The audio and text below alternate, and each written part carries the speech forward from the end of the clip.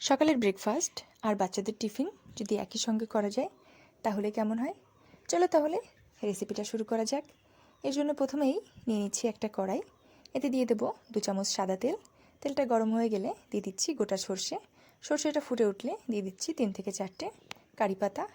এরপর দিয়ে দিচ্ছি ঝালের জন্য কাঁচা লঙ্কা, চাইলে এটাকে অ্যাভয়েড করা যেতে পারে।